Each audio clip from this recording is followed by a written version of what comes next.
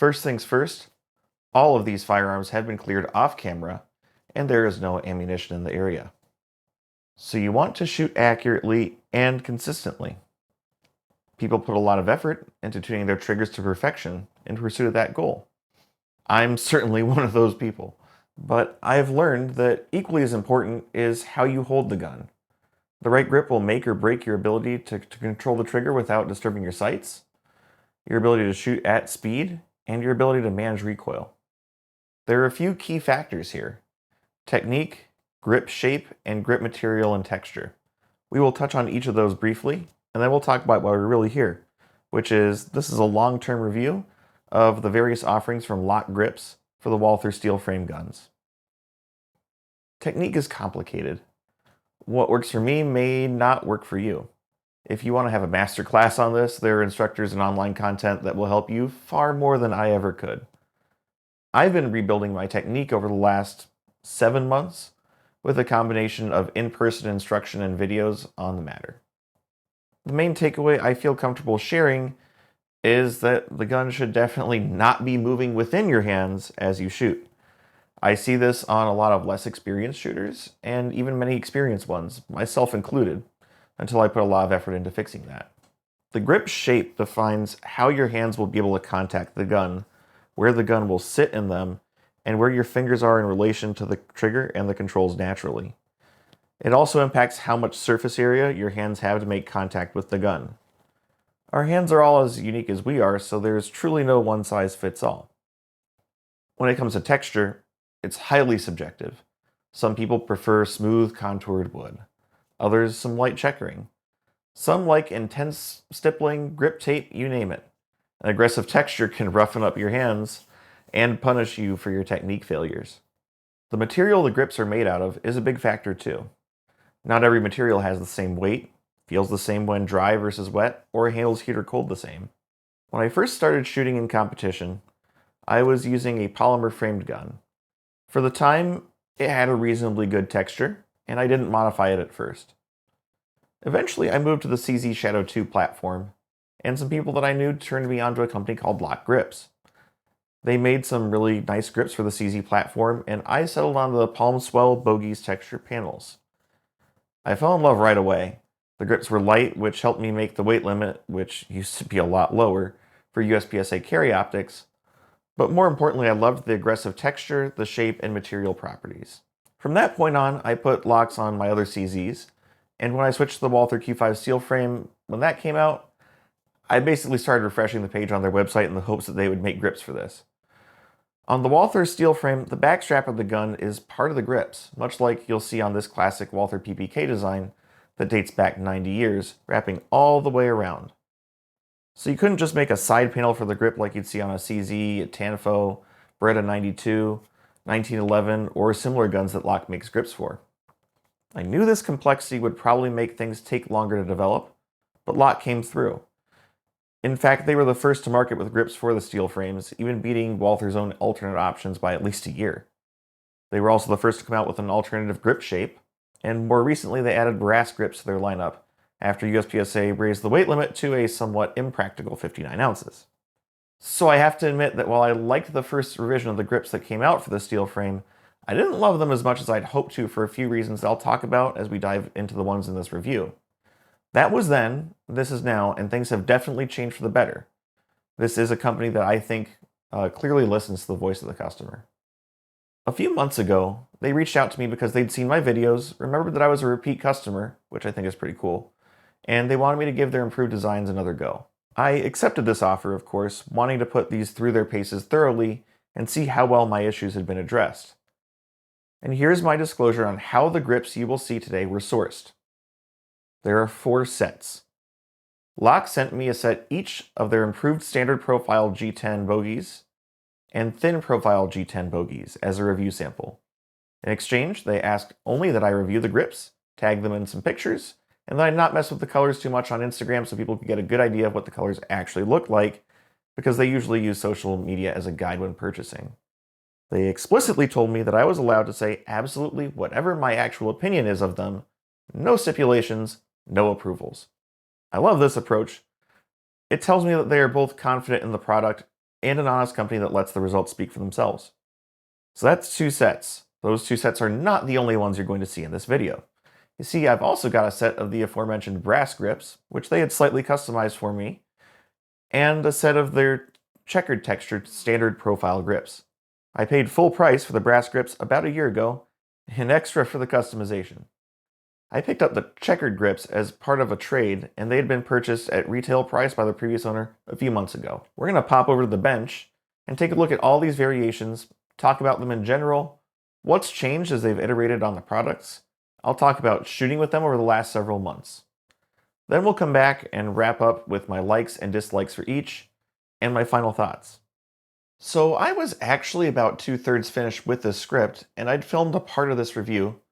I threw it all out when I got a chance to pick up the checkered grips. You see, I'd never tried this texture before on their G10 grips, and since I also carry a Q4 steel frame now, I wanted to bring that perspective along too. For reference, here is a set of the factory Walther plastic grips that come standard. They have an aggressive texture, but they feel slippery to the touch because of the material they're made out of. They wrap around the back of the gun and are a single piece. It's molded plastic. All of LOK's grips for the Walthers are 2-piece because they are CNC machined rather than molded like the factory grips. To eliminate play between the two halves, they use these metal posts that you see in this picture to lock them together. Once installed, you will never feel that it's 2 pieces unless you take them off and pull the halves apart. Right away, when you look at the 4 guns that are here on the bench, I'm sure that the 2 things will stand out. First is this shiny bright brass set over here, and the other is this set of thin grips. You'll get to those both in due time. A few basics first. LOK's main grips are made of G10, which is a special glass fiber resin that is very light, extremely durable, chemical resistant, and it has low moisture absorption. Because of all these properties, a lot of nice EDC knife handles are made of this material, and there are several companies using it for gun grips as well due to its properties. I've been using G10 grips from a variety of manufacturers on various platforms since about 2018. They've had to deal with extreme temperature swings, rain, snow, dirt, mud, getting tossed around, taken off, put back on. Heck, I even stepped on a set of the Walther grips that I knocked off the bench and didn't notice. My foot hurt for a while afterwards, but the grips were just fine. I've never had any issues with cracking, wear, fading, or anything of the sort. One neat thing about the material is that you can do a lot of cool things with color. In addition to offering a solid color like the blue set you see here, you can have a multicolored pattern like this blue-black set of Bogies, or add a liner, which on these grips shows up as a thick stripe down the back strap. You'll see in this picture. I think that looks pretty cool. Because of the thickness of the Walther grips, they require a lot more material to start from compared to the other grips in their lineup. This adds cost, especially when deviating from the standard colors. Black grips, their base model, starts at $89.95 as of May of 2021. There are a few standard colors available at a small premium. There's the blue-black like you see here, solid blue, black with a blue liner, that stripe along the back, and recently they added gray, coyote brown, and OD green to the standard color lineup. All of those options are $106.95 today. They now also can do most of their other colors as custom one-offs, but because of the material needing to be custom made, there is a cost premium. The grips will run you $156.95 without a liner, $173.95 with a liner.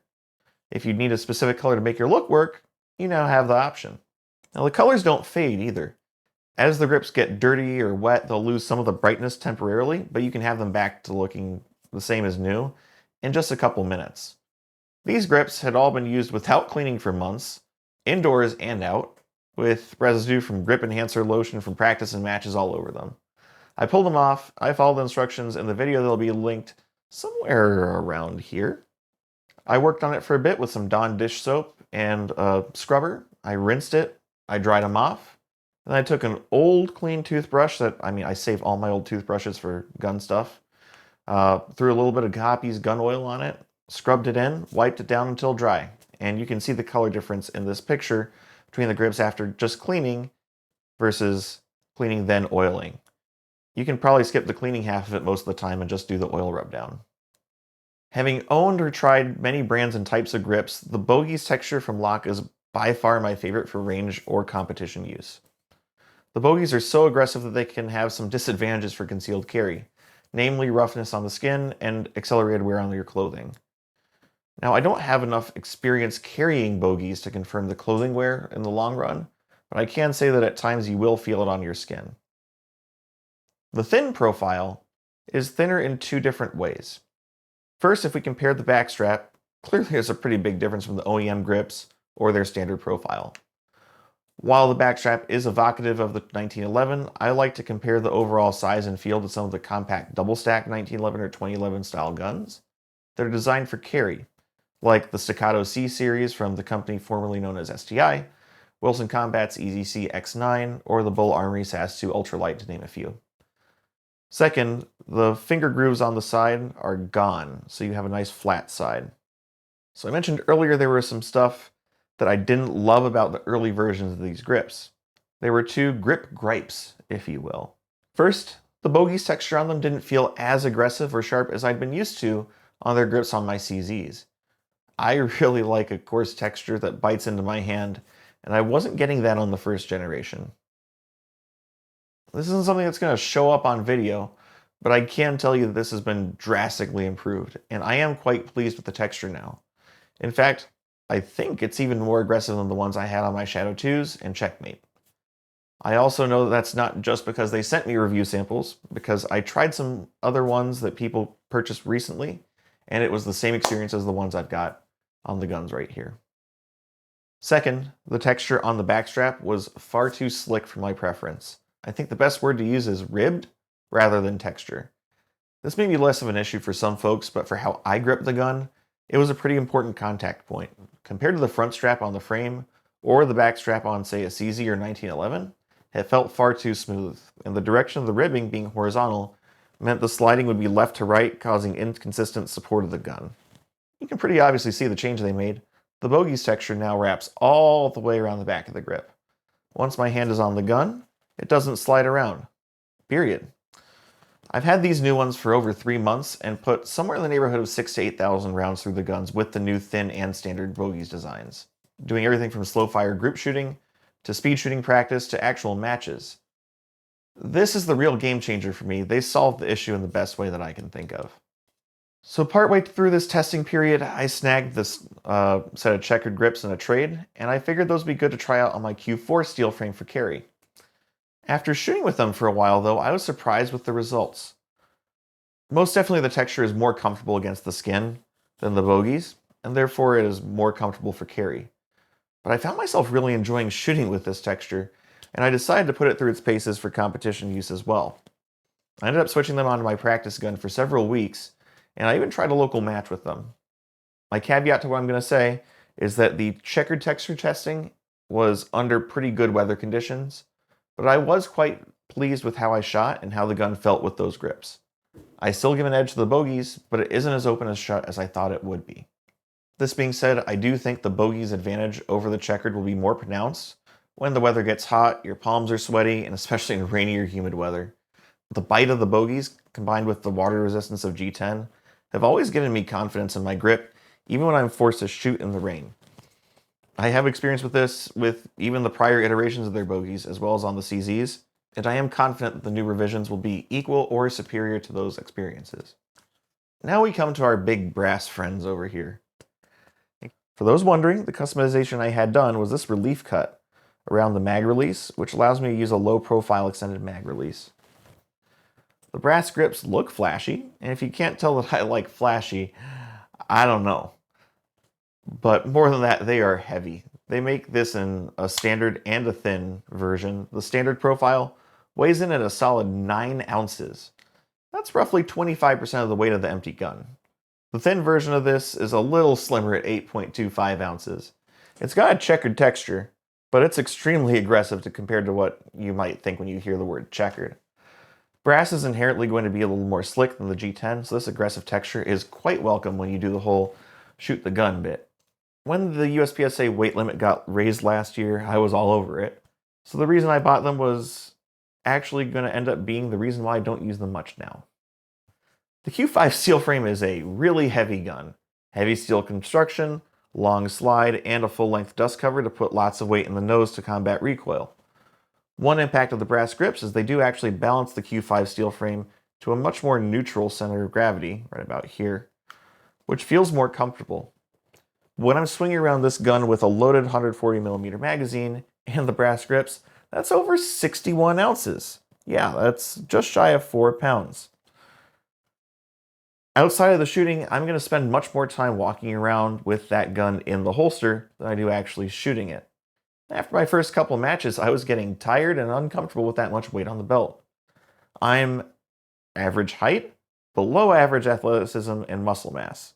I am holding on to this set of brass grips because outside of competition, I have a threaded barrel for my steel frames and I sometimes use it as a suppressor host. With the weight of a cannon hanging off the end of a 5-inch gun, those grips actually turn it from a boat anchor out front into a pleasant shooting experience. Highly recommended if you plan to shoot suppressed. It also does help balance things out if you run a full-size weapon light like an X300 or a TLR-1HL. I don't think that my personal opinion on the brass grips should be your deciding factor. One of the best shooters that I know made the switch after trying mine and now runs them on both of his steel frames. He loves what this does to the balance of the gun. You should just make an informed decision based on your needs. After about 9 months of having the brass grips, I don't think they're the right fit for my competition needs.